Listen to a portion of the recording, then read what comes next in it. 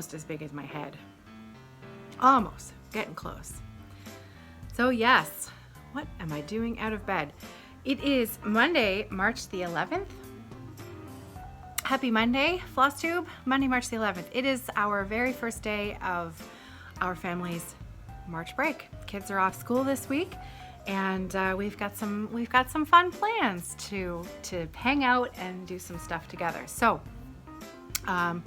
I've got my stuff all prepared, ready to go to talk about today. At least I thought I did. Now, oh, there it is. Okay, just looking for my list.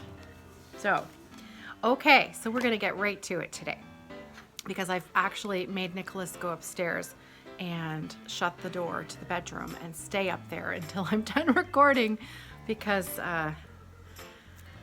he's a bit of a card, and so I thought it would be best if I tried to record without him here today. And Sarah's away at Junior Achievement today. They're working hard on preparing more of their product. They're working on that today. So a huge thank you to everyone who went over and clicked on the Facebook link that I provided in the Facebook group last week.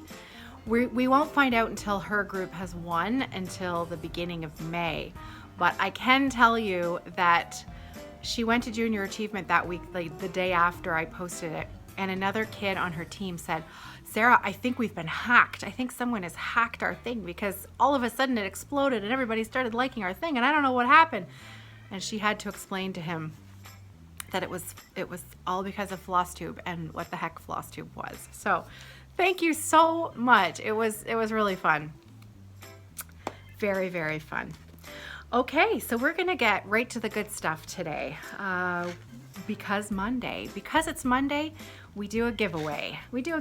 And the giveaway happens over on that Facebook group. You can find the group. It's called Friday Off the Grid. And if you join that group on Facebook, it's a closed group. So let's say you're working on a gift or a project for a friend and they're not part of the group and you want to share it with other Stitchers, you want them to encourage you and like what you're doing, then it's a perfect place, because if your friends are also your Facebook friend, they won't see what you're working on because it's a closed group. It's a great group, really good, nice discussions, great pictures, lots of inspiration, excuse me. That's where the draw happens for Because Monday. Last week's prize up for grabs was this Mill Hill jewel, it's a bead kit for a pin that you can wear, and you bead the whole thing.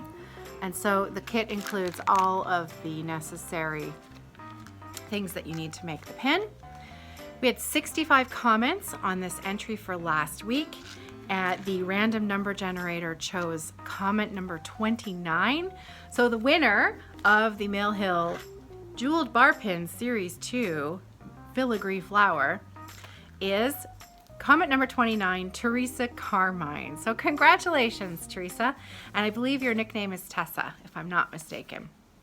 Now, it was very interesting when Teresa's name came up, because I recognized her name right away, because a few months ago, I had flipped over, she has a YouTube channel, and I'd flipped through a few of her videos, and she has a wonderful video, 2 videos actually, I think, that she's done on creating her own PVC floor frame. So she made it herself, and it's incredibly clever. And the way she describes it, she riffed off an idea done by Jessie Marie. Jessie Marie Does Things, and Jessie Marie Does Things. Is that the name of her channel? I watch Jessie Marie all the time. Do you think I can remember the name of her channel? Jessie Marie. I'm gonna have to look that up so that I get it right.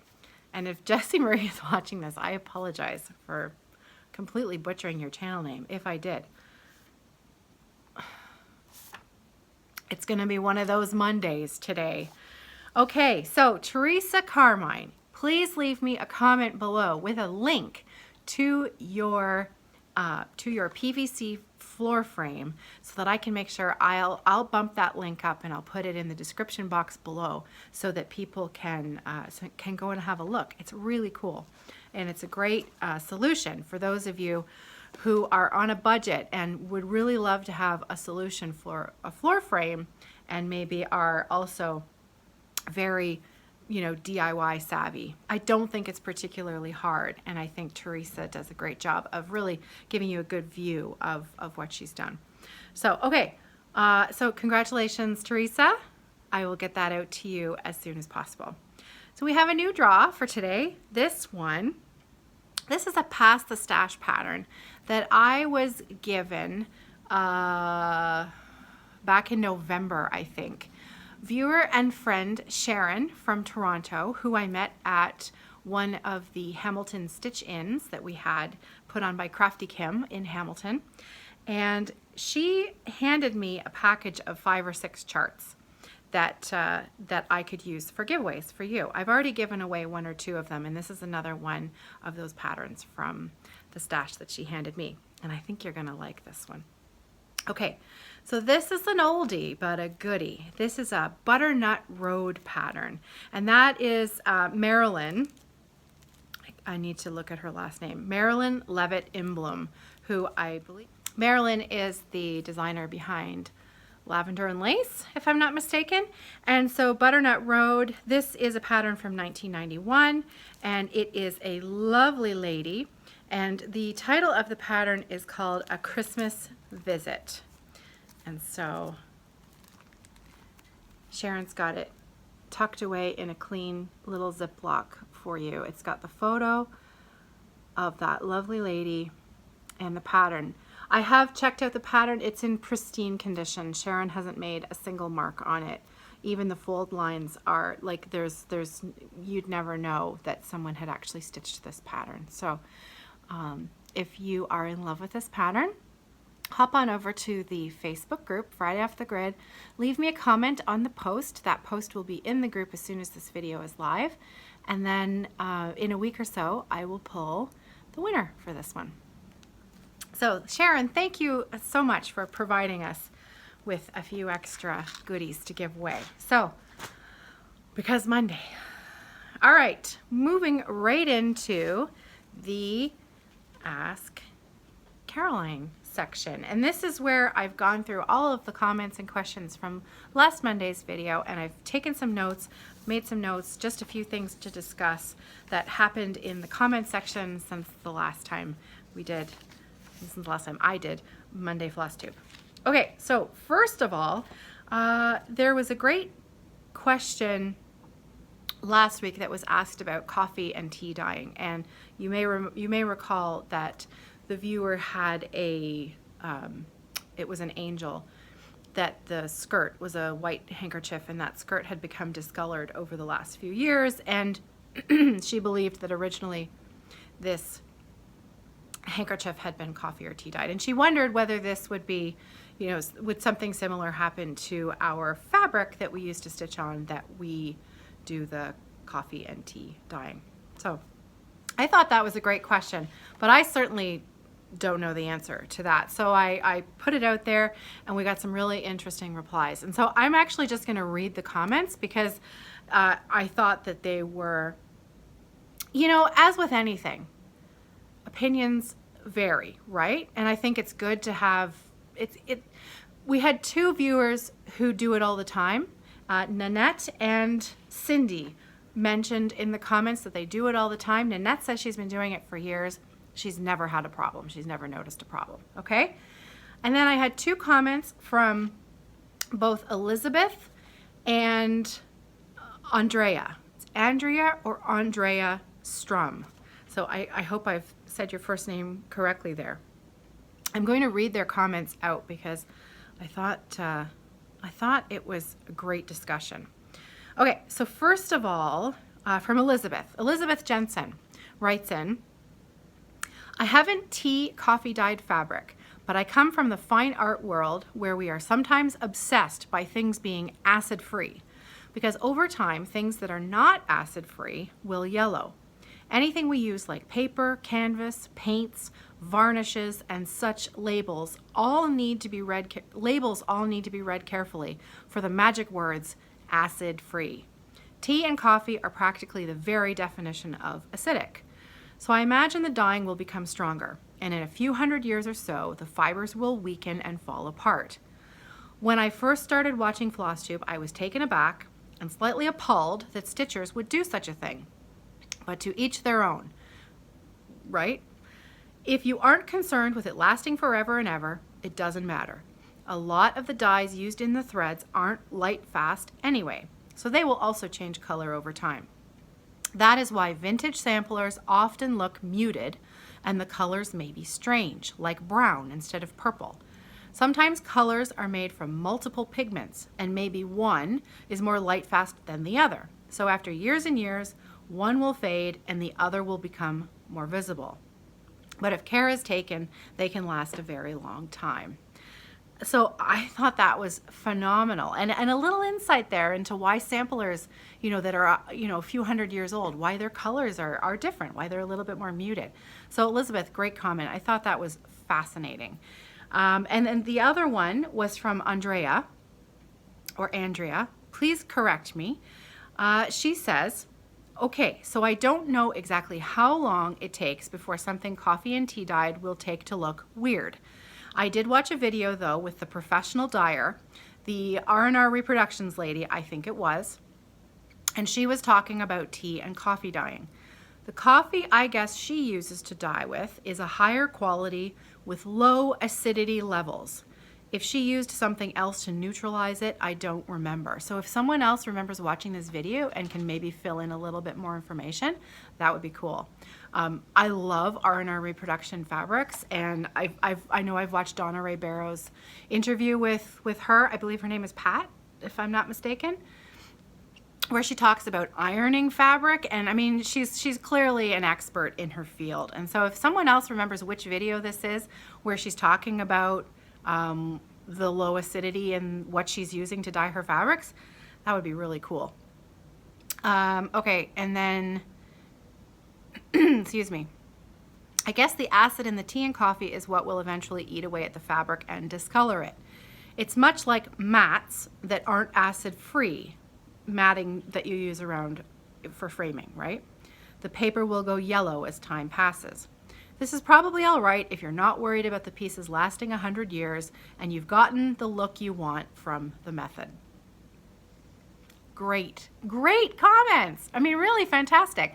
Just a real, wealth of things to think about there. And just like with information, right? You take in information and take in what you need from it for what you want to do. If you're just making a pin cushion for a friend who's not a stitcher and you want that look of coffee and tea dyed fabric, then sounds like a great idea.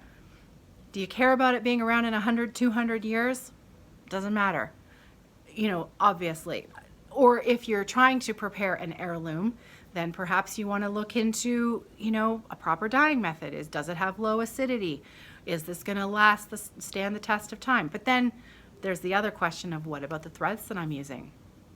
This whole light fast, things to think about. Fascinating stuff. You guys are full of information.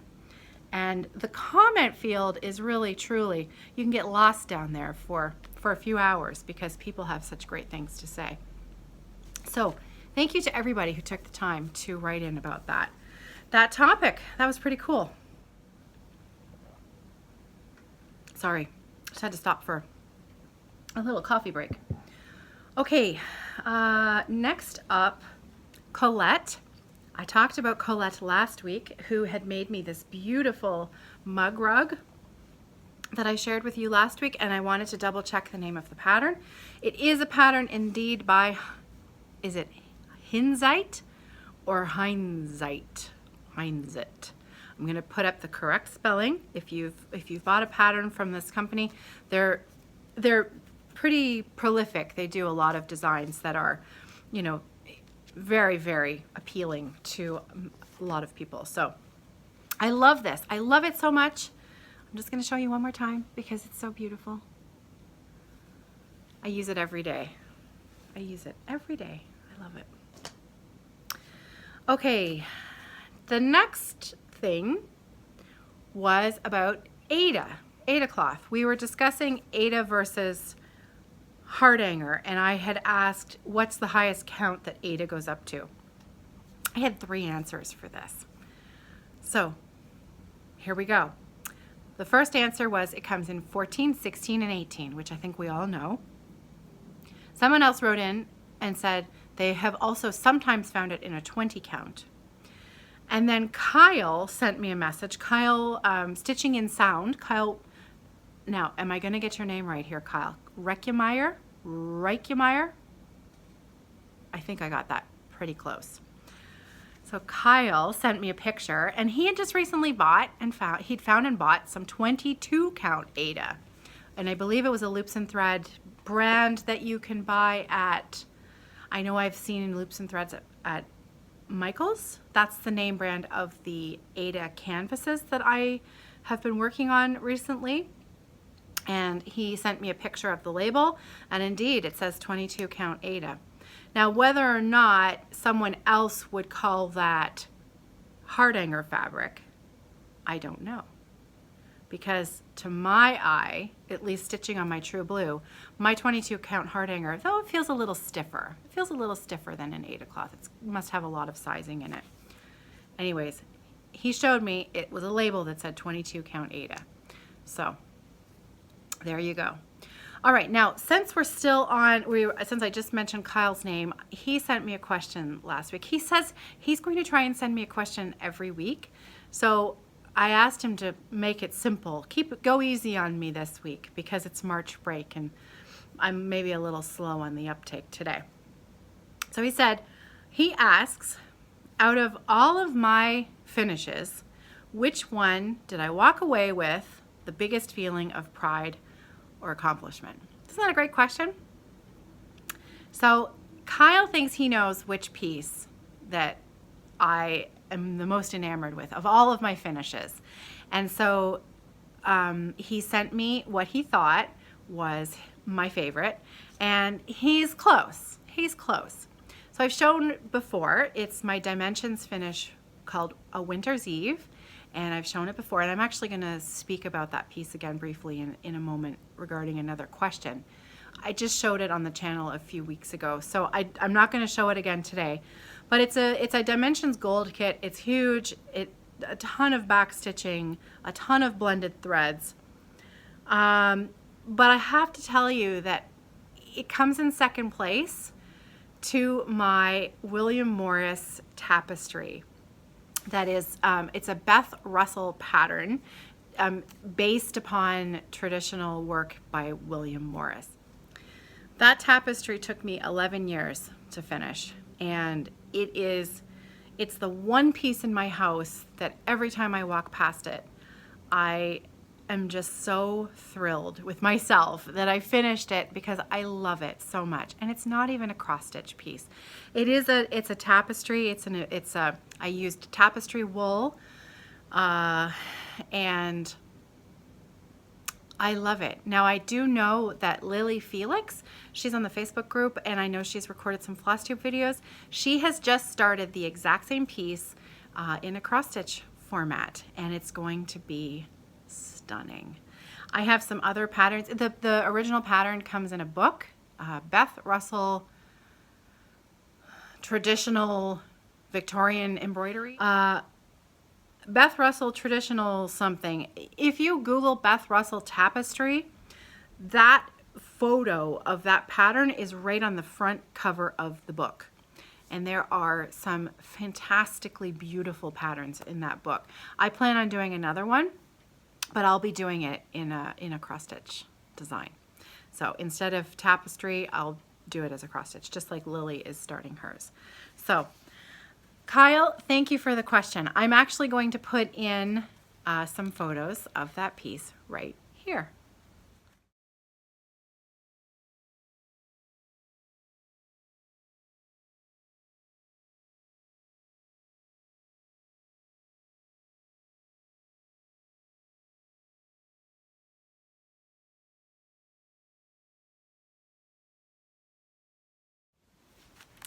Thanks for sending me a great question, Kyle. One of my favorite pieces, bar none. It is my favorite. It's the favorite thing.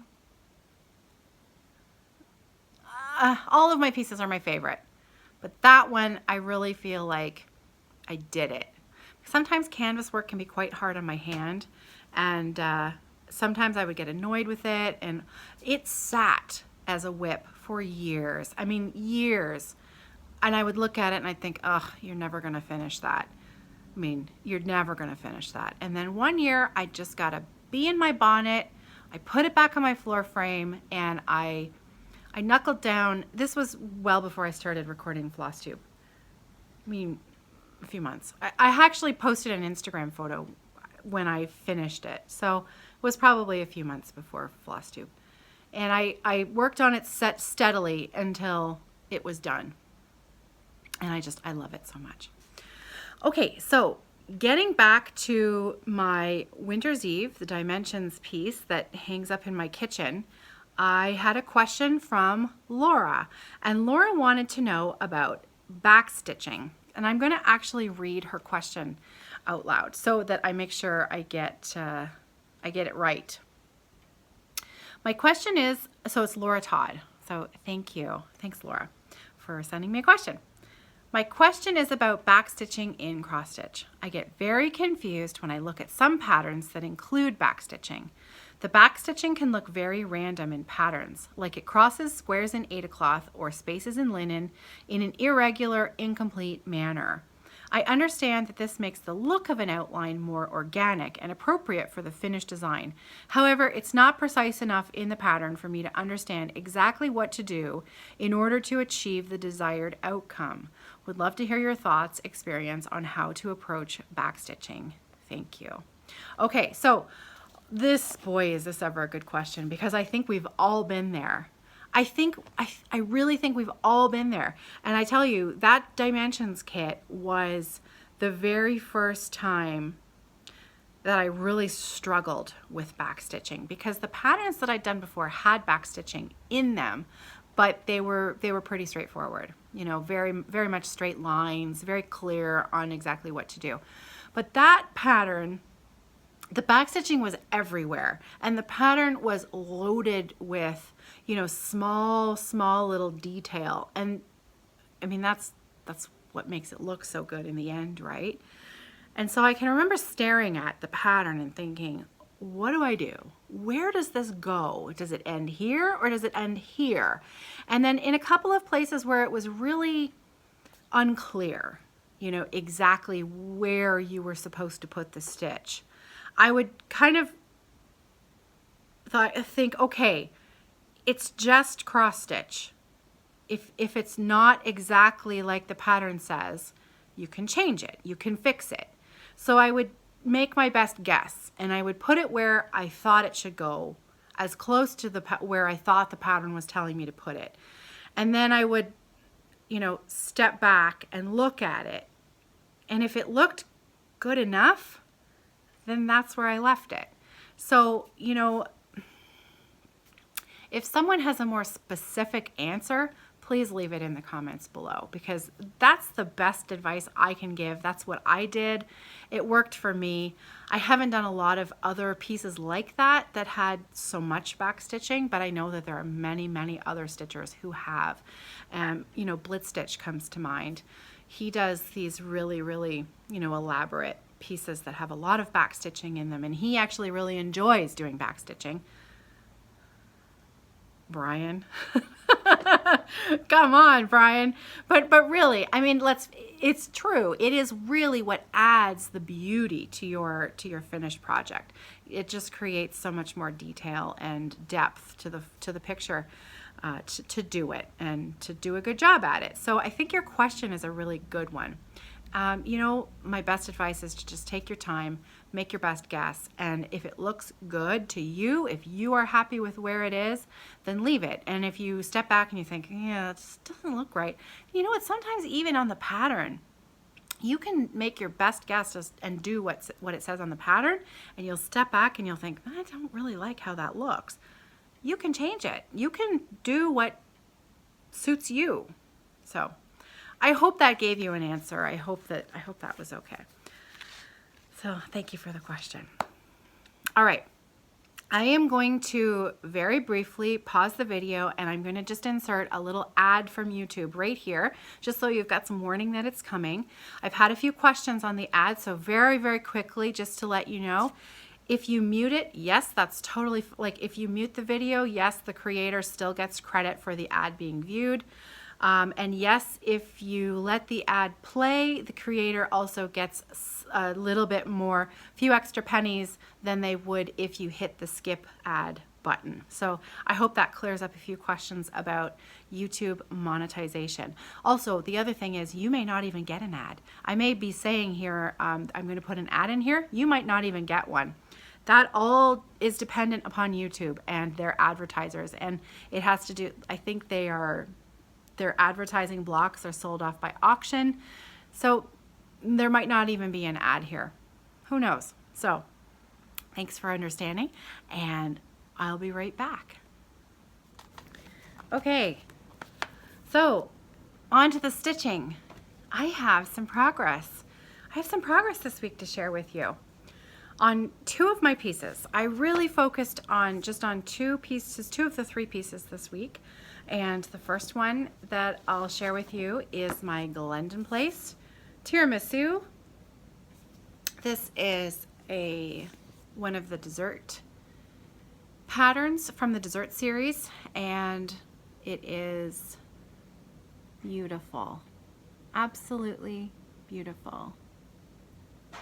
So I worked on this on Friday for the Friday Stitch With Me video, and I have spent a few hours since then getting some more stitches in. So I've taken it off my floor frame so that I could bring it downstairs to share it with you today. So so then I could unroll it properly as well. So here's where I am now. So from Friday, I have completed this entire motif here. I've started the matching one over here, and I've almost completed this circle. Is then this is where it cuts off with the other color. So when is it this one that comes back in? I think it's this one. So it is starting to take shape. Starting to take shape. I just love it. So like I talked about on Friday, I spoke about Ginger Gerald's competition, large piece competition. My goal is to finish the stitching on this piece when he is done Henry. So if you don't know about his competition yet, he has a video up that I believe he put out just over a week ago, and it's got a great screen cap on it. You can tell right away which one it is. It says large piece competition, and it's you know, it's under 15 minutes, this video, so it's quick to watch. He explains everything that his expectations for the competition, and one of the prizes in there is going to be a bag from me, from Evertote. So I don't think I can win the bag. However, I still think it's great to have a goal to work towards. And so me finishing the stitching on that by the time Gerald is done Henry, that's my own personal goal. So I think it's doable. Not the beading though. I'm never going to get the beading done as well. I mean, I like to think big, but that's just crazy. That's never going to happen. But the stitching, if I push myself, I think I can do it. Okay, the second piece that I focused on this weekend, and my parents were here this weekend, and it was really nice just to sit and relax in the living room and hang out. Yesterday we watched a lot of tennis. My mother was ready to watch something else, but my father and John love watching tennis, and I like tennis, but I love having it on while I'm stitching because I'm not an enormous tennis fan. I can follow what's going on and I know all the players and all of that kind of information, but it's wonderful stitching TV for me because I'm not glued to the screen. I can still get some stitching done while I'm listening. So I worked on my canvas piece from Nancy's Needle. It's called Starry Skies, and that's what it's going to look like when it's done. And here's where I got to. So look at that. I did a lot. I almost completed the bottom right corner. And I just have a very small amount to do right here, and then it's done. But these I wanted to carry on, just like I did with this blue here. DMC 799 pearl cotton, number 5 pearl cotton. That's all that is. And I wanted to just carry these on. So I thought, it was getting a bit late last night. So I called it a night, I went to bed, and I thought, oh, maybe I'll finish it later this week. So I'm quite thrilled with myself. Now I say that I might finish it later this week. However, the one thing about canvas work, and I mentioned it when I was talking about my tapestry, this especially, this is a mono canvas that this is being worked on. It's an 18 count mono canvas. It's quite stiff. I can find it a little bit hard on my hand because it's such a fun thing to do. Fast, like your progress is really easily visible. You can really motor when you get going. It becomes, and I have an addictive personality. I tend to not stop, and so I will work on it for hours and hours and hours, and then my hand will, oh, why does my hand hurt? Well, duh. I think you know why your hand hurts. So I actually may put this away and not work on it purposefully for a week or two, and maybe pick it up again towards, you know, the second half of the month. Though we're heading into the second half of the month soon, aren't we? March is a long month. It's okay. It'll be fine. But I am pretty pleased with my progress. So, ta-da! That's what I worked on this week. Those 2 pieces. I really tried to focus. Because I work on such big things, it's really nice to actually see some progress. I worked on a fair bit of knitting as well, but I don't have any knitting finishes, so I won't share them with you today. Probably the only time I'll share a lot of knitting on the channel is if I have a finish, and then I'll share that with you. So that's it for that. Okay, so the only thing that I have left to talk about today, just a couple of shop things. I have a project bag business called Evertote. You can get to it www.evertote.com, but I'm just about to close up the shop for a week of vacation. My kids are on break, so I'm you know, this is Sarah's last March break with us before she goes off and does her own thing, whatever that is. Whether that means she still lives at home and attends a local university, or heads off into the world and, you know, decides to go somewhere else. She's not sure, we're not sure. Who knows what next year is going to bring. But we do know for certain that no matter where she is, she won't have the same break period that Nicholas will have. So this is our last March break as the 4 of us being able to take some time and spend it together during March break. So I really want to just pack the business up for a week and concentrate on the kids and on the family. So later this afternoon, I'm going to close up the shop. And then for the rest of tonight, I'm going to be working on finishing up the sewing and packaging up the orders that are already there, that are waiting. And then if you have a bag on order from me, you'll be receiving notification tonight at some point, hopefully before midnight, because I'd like to be in bed before midnight, but I am not stopping until it is done. And then the box will be ready to head out via FedEx to get all of those lovely packages into the mail by tomorrow morning. So you should see a notification from Evertote tonight, and then I think all of the orders are headed out of country. So if a tracking number is provided, also that's another thing. I have had customers who have emailed and said, I didn't receive any notification from you. I don't know if you got my order. I don't know, you know, can you confirm that you've sent my thing? And meanwhile, there have been 2 or 3, you know, I've sent out a, hey, got your order, or this is what's happening, or, you know, some kind of communication, and nothing has been received by you. Check your spam folder, because I don't know if some people have a stricter spam filter than others, and many times Etsy emails will just immediately get shunted into your spam folder.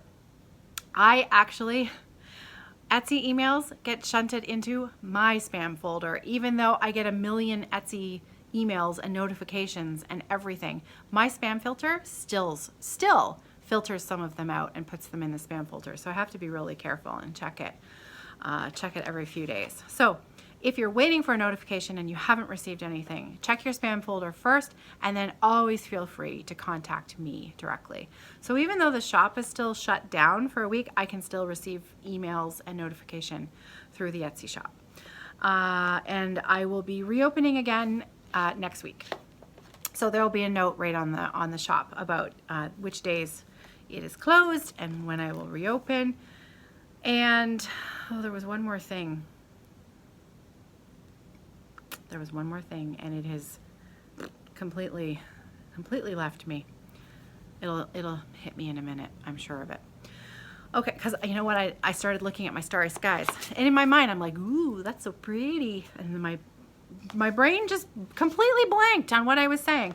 So the shop is shutting down, bags will be out. Oh, it was about the videos. It was about recording these videos. I know for sure I'm not doing a Friday video this week, because we have plans on Friday as a family, and so I just don't have time this week to do that. And Monday, I probably won't do a Flosstube Monday next week, only because I already know I'm gonna be behind on everything, because I'm just kind of, this week I'm just gonna let the kids kind of, you know, we're just gonna hang out, and I'm gonna let everything else just pile up, and then on Monday I'm gonna make a huge to-do list, and I'm gonna tackle everything and get everything else done that I'm not doing this week. So I have a funny feeling that means no Monday Flosstube next week either. So the next time I see you will be next Friday for Friday Off the Grid, and I hope you'll join me. I fully plan on working again on tiramisu the next time you see me, because if I have any chance at all in finishing the stitching before Gerald is done Henry, I have to get to it. So I promise I won't work on it every week from now until June, or whenever he's done. There will be lots of different things, but at least maybe in the month of March, when I do a Stitch With Me video, it's either going to be Starry Skies or tiramisu. So hopefully you're not totally sick of them yet. We'll see. Let me just double check my list. And I think I've got everything. I did. That's it. That's everything. So I'm hopeful this video should be under an hour today. The last few weeks I've been wordy, and things have been a little bit longer than normal. So hopefully we're maybe around the 45-minute mark today. I don't know. I'm bits and pieces here. So once I cobble the whole video together, we'll have to see how long it is. But hopefully it's not too long. All right. Happy March break. Have a wonderful week. Happy stitching. I'll see you on the Facebook group, and have a great time. I'll see you soon.